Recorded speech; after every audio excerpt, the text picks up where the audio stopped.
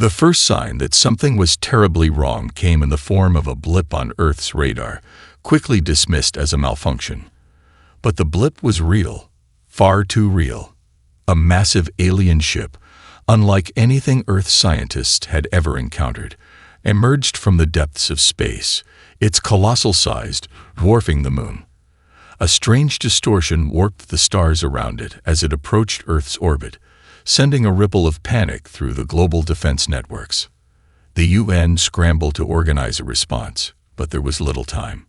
No one had ever seen a ship like this, and its speed suggested it wasn't a simple exploratory mission. Around the world, military forces prepared for a threat they couldn't yet understand. Satellite feeds captured strange energy readings coming from the ship, something far beyond Earth's technology. Scientists at the International Space Station observed the anomaly in stunned silence, unable to even begin comprehending the technology they were seeing. The world's governments went into lockdown mode.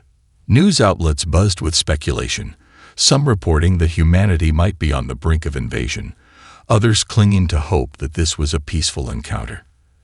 As panic set in, leaders from every continent met in emergency sessions, trying to formulate a response. Diplomacy was the first course of action. However, there were no open communications from the alien ship, no messages sent in any language humans could understand. The silence was deafening. It was then that the Galactic Council made their decision, without consulting Earth. A secret vote was held among the council members, a group of powerful and ancient alien species who had governed the galaxy for centuries. The Council had been monitoring Earth for years, noting its rapid technological advancements. A few believed humanity was too dangerous to be allowed to continue its development, while others feared the unknown. The Zoraxians, an ancient and highly influential race, pushed for action, convinced that Earth's growing technological reach could one day threaten the balance of the entire galaxy. Earth's space programs, despite being in their infancy, had advanced far too quickly, and its innovations in weaponry were considered a potential future problem. The Council's response was swift and brutal. War. Without a declaration or any contact with Earth, they'd mobilized their fleets. In less than 24 hours, hundreds of alien ships entered Earth's solar system, their massive forms casting dark shadows across the sky. They'd broadcasted their intentions across the void, but the message was not one of peace.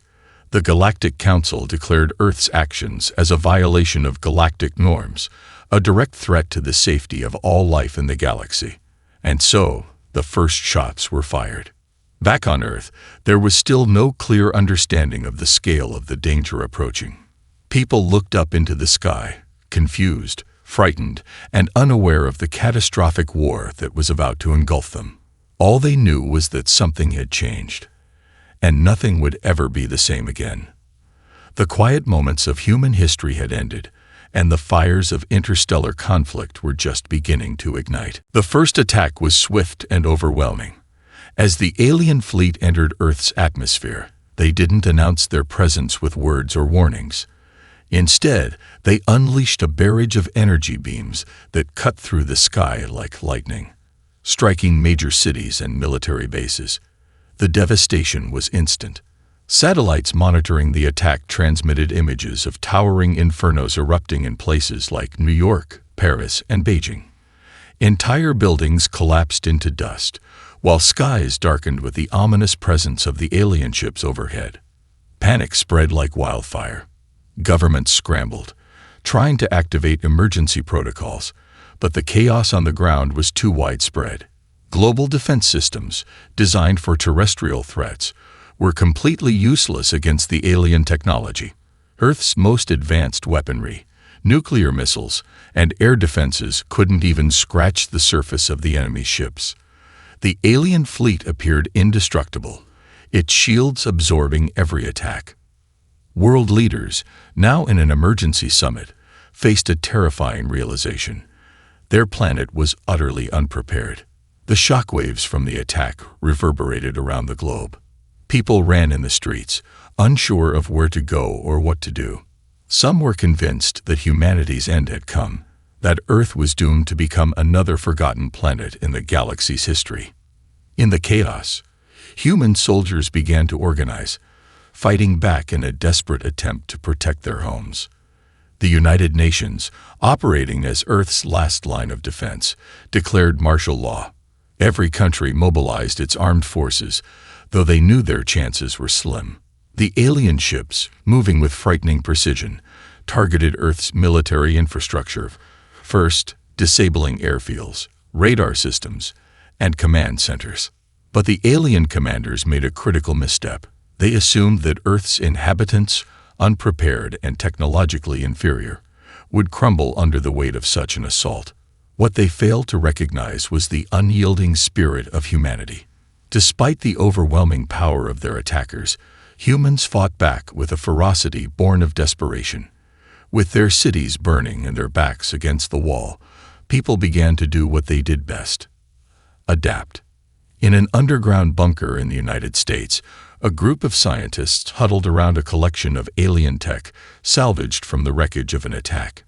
Despite the alien technology being far more advanced than anything Earth had, they worked tirelessly, trying to reverse engineer it. Earth's engineers and technicians, working alongside military personnel, began analyzing the remains of the alien assault craft. It was a race against time, and they knew that if they didn't find a way to level the playing field, humanity's fight for survival would be over before it even began. Amidst the turmoil, a series of human-made counterattacks took place, all small and seemingly insignificant, but they sent a message. A determined band of soldiers in South America managed to take down one of the alien ships, a surprising victory that left the invaders stunned. No one, least of all the aliens, expected such a result. Earth wasn't just going to roll over and die. The fight was only beginning. The alien fleet had not expected humanity to fight back. Earth's militaries, despite their valiant efforts, were outmatched and outclassed in every way. Yet in the depths of crisis, something extraordinary was happening. As the global response faltered, a quiet rebellion began to stir, not in the streets or the battlegrounds, but in laboratories, research centers, and hidden bunkers. Scientists and engineers, who had once been relegated to civilian roles, now became the vanguard of humanity's survival. Back in the United States, Dr. Elena Ramirez, a top aerospace engineer, spearheaded an emergency team working to decipher the wreckage of a downed alien ship. It had taken a group of military engineers, scientists, and technicians, working in secret and under immense pressure, to salvage even the smallest pieces of technology from the wreckage. The team, operating in a top-secret bunker, was determined to reverse engineer the alien tech to help level the playing field. "We have to move fast. We're running out of time," Elena muttered, running her hands over a piece of alien circuitry that hummed faintly under her fingers. The remnants of alien energy weapons, propulsion systems, and shielding technology were far beyond anything humans had developed. But there was one thing humanity had that the Council didn't expect: sheer determination. Working day and night, the team made an unexpected breakthrough. They discovered a flaw in the alien energy shield technology, a vulnerability they could exploit. The alien shields were designed to block conventional weaponry, but they couldn't adapt to the strange electromagnetic pulse humans had developed as a side effect of Earth's advanced satellites. The team quickly devised a plan to weaponize the discovery. They would deploy a series of electromagnetic pulse devices that could temporarily disable the shields, giving Earth's forces a fighting chance. Meanwhile, on the battlefield, Earth's forces began to organize a more coherent defense. The initial chaos had given way to strategic planning. The world's military leaders, working in concert with civilian scientists, devised a bold counterattack. A series of coordinated strikes aimed directly at the heart of the alien fleet. For the first time, humanity would show the invaders that they weren't as defenseless as the Galactic Council believed. The plan was executed flawlessly. As the alien ships hovered ominously above Earth, another wave of military aircraft, now equipped with crude but effective EMP weapons, launched a surprise assault. The pulse hit first, sending waves of electromagnetic energy through the alien ship systems. Shields flickered and died, their once impenetrable force fields now weak and unreliable. Human missiles, designed to exploit the vulnerabilities, tore into the exposed alien ships, causing explosions that rocked the invaders' formation. It wasn't a victory, not yet, but it was a moment of hope, a spark that lit a fire in the hearts of humanity. The counterattack sent a clear message: Earth was not going down without a fight. The aliens, stunned and frustrated by this unexpected turn of events, called for reinforcements, but it was too late. Humanity, using its newfound knowledge of alien technology, quickly adapted. The pulse weapons were refined, and Earth's forces, though still outmatched, now had the means to take down alien ships. The war was far from over, but Earth had just delivered a blow that would change the course of the conflict forever. As Earth's forces gained small but significant victories, something remarkable began to take shape. Humanity, though still at a severe technological disadvantage, wasn't backing down. In the midst of chaos, people rallied in ways that no one had ever expected. Soldiers, scientists, engineers, and civilians all became part of the resistance, each using their skills in ways that seemed unimaginable before the war began. The alien invaders may have had superior technology, but Earth had something far more dangerous: determination. Across the globe, military leaders adopted the unconventional tactics that had begun to show promise. The use of EMP weaponry, combined with human ingenuity, began to disrupt the alien fleet's cohesion. While alien technology was advanced, it was also rigid and built on predictable principles. Humanity's strength, however, was its ability to adapt quickly, to think outside the box. Human soldiers, learning from their failures, adapted their fighting techniques.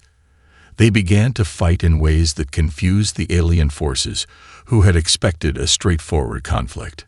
In Europe, a team of engineers, led by a former military strategist, devised a new tactic: hit-and-run missions using civilian drones retrofitted with EMP generators. The drones would strike quickly, disable the alien ship shields, and then retreat before the alien forces could retaliate. Though the strikes were small, they harassed the invaders relentlessly. The aliens' once precise strategies were being thrown off, and their large fleet was starting to feel disorganized. At the same time, Earth's civilian population rose to the occasion. Farmers and factory workers, many of whom had no experience in warfare, joined local militias and worked together to build weapons, create fortified shelters, and develop new ways to counter the alien invaders. The resistance grew stronger with every passing day, and it was no longer just a few nations fighting back. It was the whole planet. Earth was united in a way it had never been before. Old rivalries between countries became secondary as everyone stood together against a common enemy. Dr. Elena Ramirez, the scientist who had spearheaded the reverse engineering efforts, was now leading the development of a new kind of weapon, a hybrid of alien tech and human ingenuity. Using alien energy cores and human-made components, she and her team created a powerful pulse cannon capable of taking down the alien ships in a single shot. With the first successful test of the weapon, Earth's forces gained a terrifying new tool to turn the tide of battle in their favor. But the war was far from over. The Galactic Council, infuriated by the unexpected resistance, ordered a direct assault on Earth's most heavily defended cities. An invasion force unlike anything humanity had seen was now on its way. A massive armada, equipped with the latest technology the Council had, descended on Earth, ready to crush the planet's resistance once and for all. Yet, even in the face of overwhelming force, the resolve of humanity only hardened. No matter the odds, no matter the size of the alien invasion, the world's people were unwilling to surrender. Earth had become a battleground, but it was also becoming a symbol of resistance, resilience, and the unbreakable spirit of humankind. The aliens had underestimated humans before, and they were about to do so again. The Galactic Council had expected humanity to fold under pressure. The alien leaders were convinced that the initial bombardment, followed by overwhelming force, would break Earth's spirit. They had underestimated not only humanity's resilience, but also its ingenuity. With each passing day, the humans adapted. Earth's small victories had become a source of inspiration for the rest of the planet, while the Council's grip on the war started to slip. Frustrated by their inability to defeat humanity quickly, the Council grew desperate. On their orders, the alien fleet launched a devastating weapon, a massive planet-destroying device capable of annihilating entire cities with a single blast. It was known as the Cataclysm Engine, a weapon of such scale and power that the Council had kept it hidden, believing it would serve as a deterrent to any civilization that dared to rise against them. The first signs of its deployment came in the form of a sharp distortion in the gravitational field surrounding the alien flagship. The ship released a powerful signal that reverberated throughout Earth's atmosphere, making every communication device on the planet flicker and fail. For a brief, terrifying moment, it felt as though the very fabric of reality was breaking apart. Then came the report. The weapon was ready. The humans had only moments to react. As word of the Cataclysm Engine spread, panic gripped Earth. Leaders across the globe were thrown into chaos.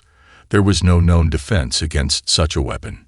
Cities were being evacuated, and governments began preparing for the inevitable. Some leaders were convinced that Earth had no chance of surviving the Council's wrath. The war, it seemed, was about to end in a final, catastrophic defeat. But Dr. Elena Ramirez, who had been working tirelessly with a small group of elite scientists and engineers, refused to give in to despair. She had one last card to play, one that she had kept hidden for just such an emergency. Since the first encounter with the alien technology, Elena had been working on a risky plan to infiltrate the heart of the enemy fleet. She and her team had developed a powerful electromagnetic disruptor that, if used at the right moment, could disable the Cataclysm Engine before it could fire. It was a long shot, but it was humanity's only chance. The weapon was too powerful, and Earth's forces had no way of matching it head-on. If the device was allowed to fire, Earth would be lost. The plan was set in motion. A team of volunteers, including some of Earth's best pilots and engineers, boarded a stolen alien ship designed for high-speed maneuvering. Their mission was clear: infiltrate the flagship, place the disruptor at the core of the Cataclysm Engine, and stop it from firing. The journey would be perilous, with no guarantee of success, but the team pressed on. It was a last, desperate gamble, but it was the only hope they had. As the alien fleet loomed closer to Earth, the small group of brave humans made their move. The fate of the planet now rested in their hands. Success would mean the survival of Earth, while failure would mean certain extinction. The stage was set for humanity's most dangerous mission yet, and the consequences of failure were too immense to comprehend. If they succeeded, however, they would deal a devastating blow to the Galactic Council, one that would shake the galaxy to its very core. The mission was a gamble, but it was humanity's last shot. As the infiltrator team zipped through space in a stolen alien ship, the alien fleet continued its slow but relentless advance toward Earth. On the surface, Earth's defenders were bracing for the worst. Cities were fortified, and bunkers were dug deep beneath the ground, as the global military prepared for a final confrontation with the Council. But deep within the heart of the alien armada, the tide was beginning to shift in ways no one could have predicted. While Earth's forces were scrambling to defend against the impending Cataclysm Engine strike, cracks were starting to form within the Galactic Council itself. The Zoraxians, the race that had pushed for the war in the first place, were beginning to lose their grip on the unity of the Council. Alien races that had once been subjugated by the Council's rule began questioning their leadership. They had watched as humanity had fought back with ingenuity and courage, something the Council had never considered. The Zoraxians' heavy-handed tactics, particularly the decision to deploy the Cataclysm Engine, were beginning to divide the once unified Council. On the Council's flagship, a high-level meeting took place, where the various alien leaders voiced their growing discontent. The Regelians, an ancient race known for their intellect, were the first to speak out.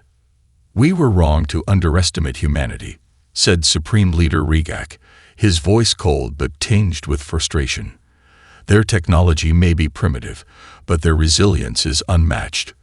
We've underestimated their ability to adapt, to fight back." He paused, his piercing blue eyes scanning the room. "The Cataclysm engine might wipe out their cities, but it will not break their spirit. We will not crush them. We will create martyrs." The Zoraxian representative, Thurzor, slammed his fist onto the table. "We will not back down. The humans must be eradicated before they pose a threat to the galaxy. The engine is our victory.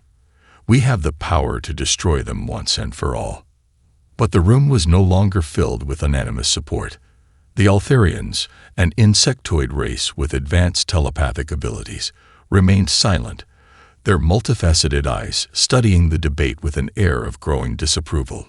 It was the first time in centuries that such open dissent had been seen in the Council.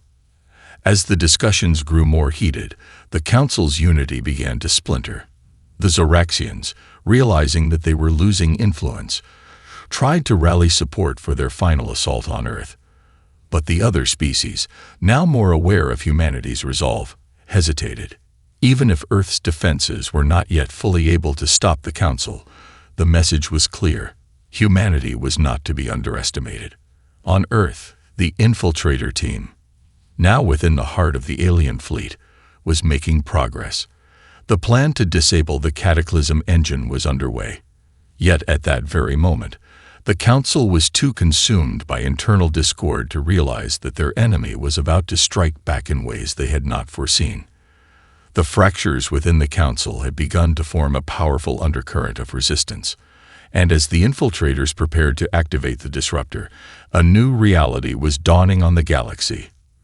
Earth, a world once considered insignificant, was now a symbol of hope and defiance, inspiring others to rise against the tyranny of the Galactic Council. As the infiltrator team inched closer to the heart of the alien flagship, the tension within the corridors of the enemy ship was palpable.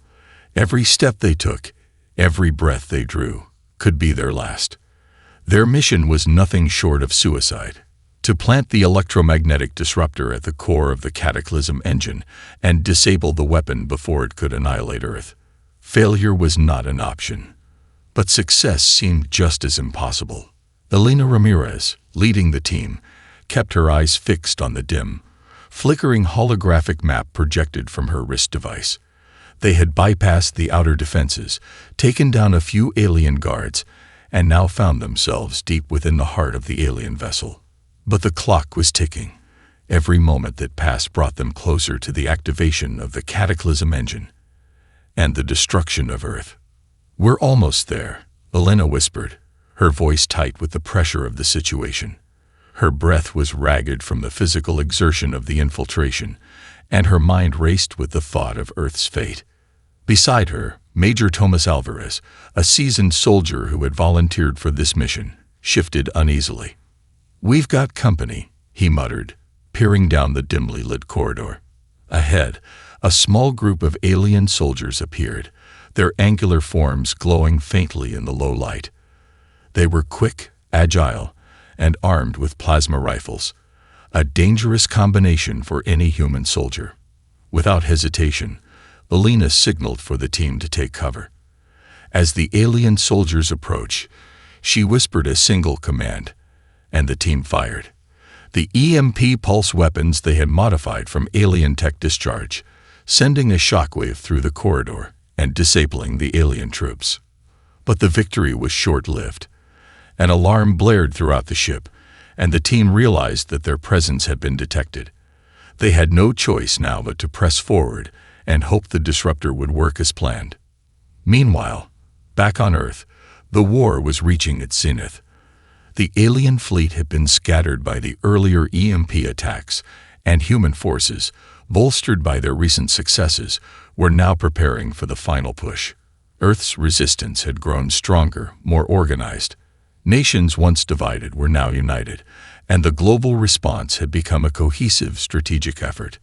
The fracturing of the Galactic Council only fueled Earth's determination. As the Zoraxians continued to push for the Cataclysm Engine's activation, the other alien factions began to question whether they had made a grave mistake in underestimating humanity.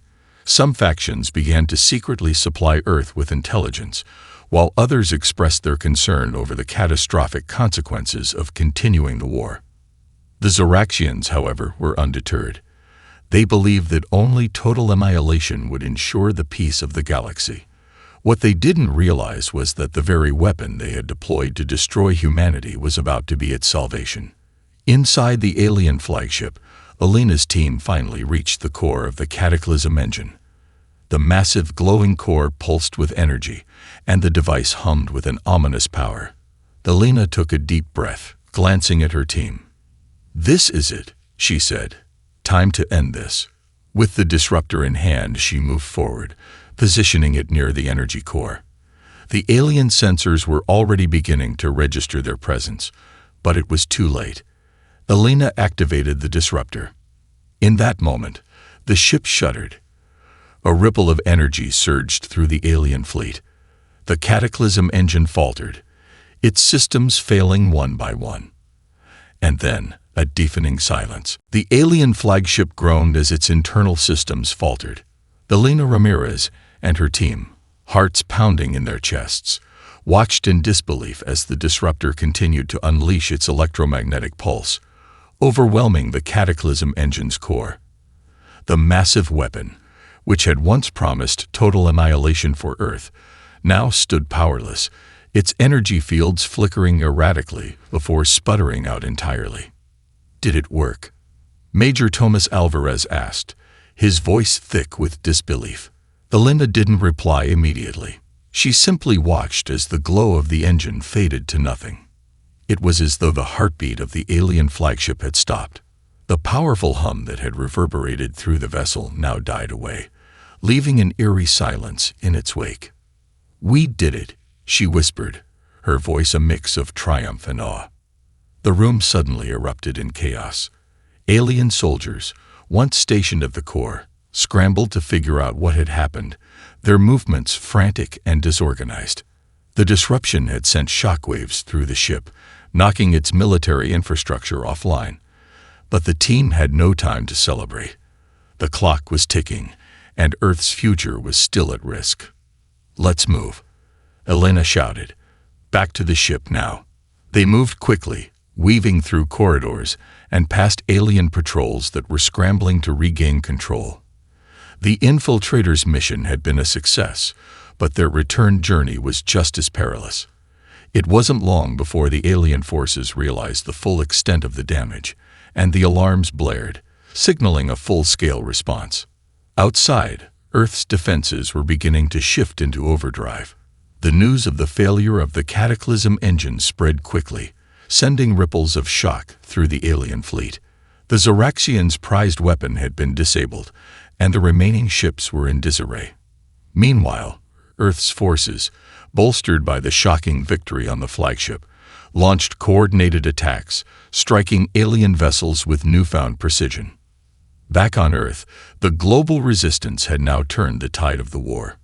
With the Cataclysm Engine neutralized and the alien fleet in disarray, Earth's military had the upper hand. The last-ditch efforts of the alien invaders, who tried to regroup and retaliate, were met with fierce resistance. The war, which had once seemed hopeless, was beginning to swing in favor of humanity. At the same time, the fractures within the Galactic Council deepened. Alien factions who had quietly supported Earth's efforts now openly defected, either aiding Earth's forces or cutting ties with the Zoraxians. The once unified council was unraveling as the realization spread that humanity, far from being a conquered species, had become a force to be reckoned with. For the first time in centuries, the balance of power in the galaxy was shifting. The Galactic Council, a coalition that had once ruled with an iron fist, was now a shadow of its former self. Factions splintered, and the remaining alien leaders began to retreat. They knew that Earth, the planet they had once dismissed as insignificant, had become their greatest adversary. As the alien fleet began to retreat from Earth's orbit, Elena and her team finally made it back to the stolen ship. They had completed their mission against impossible odds, but their victory was just the beginning. Earth had fought back against the most advanced civilization the galaxy had ever seen, and won. As the team blasted off into space, leaving the alien flagship behind, the first rays of dawn broke over Earth's horizon. A new era had begun. The war was not over, but Earth's resilience had been proven. The galaxy would never forget the day humanity stood against the invaders and sent them running.